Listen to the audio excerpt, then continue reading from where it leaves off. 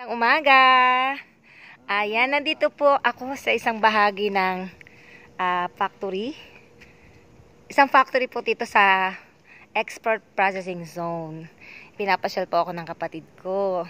Andito po ang mabait na guard, si Kuyang Guard. Kuyang Guard, kumusta naman po ang tapos ito, work niyo po dito? Hindi po for privacy, hindi po natin papakita muna si Kuyang Guard.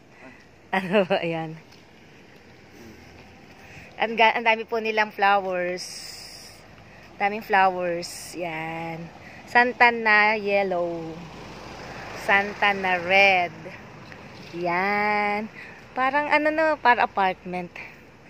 Yan. Taga dito po talaga kayo sa Maraveles, kuya? Oo. Sa BMS po ako na nagturo. Bago po ako nagpunta ng Makati.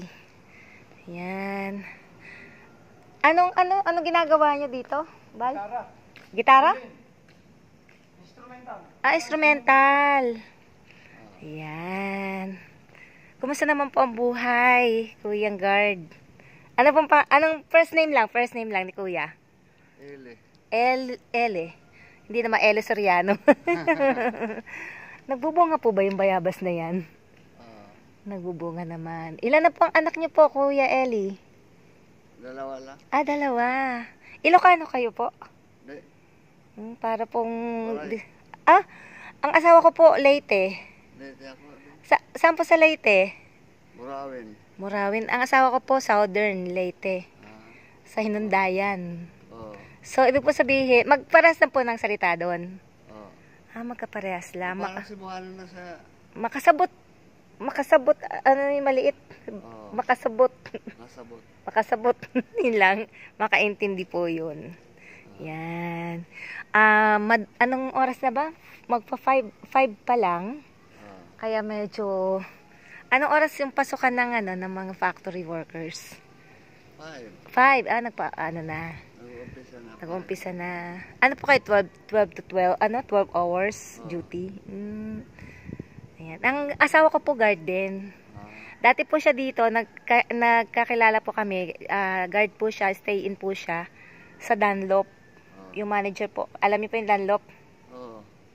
Yung general manager po, yun, doon po siya naka-stay in. Tapos ako naman po house help. Doon po sa Iwahuri. Yan po sa High Sitra. Yan. Saan po kayo nakatira, kuya? Alasasin ako. Alasasin. Ang kapatid ko po dyan sa may Kawayang Gate. Diyan po nakatira yung pangalawa sa akin. Opo. Ayan po. Hindi po kasi pwedeng kasi po eh. Ibig sabihin nandito po sa loob ng zone. Kaya medyo close po natin. Close po natin o hindi po natin pinakita si Kuyang Guard. Pero Kuyang Guard, ano po ang message to the world? Ano pong gusto niyong mensahe sa mundo? Sige po. Maging tahimik. Peaceful. Yan po yung laging sinasagot sa akin pag nag-interview po ako. Katahimikan, peaceful. Maraming salamat po. Magandang araw po at mabuhay po tayo. Salamat po.